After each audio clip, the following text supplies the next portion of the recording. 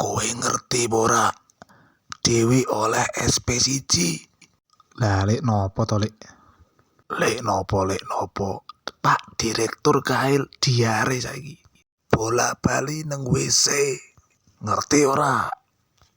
Ngombe teh kasinen, mangan mie tombo malah kepedesen. Wingi ae jebulane uyah lek sik tak wedang teh.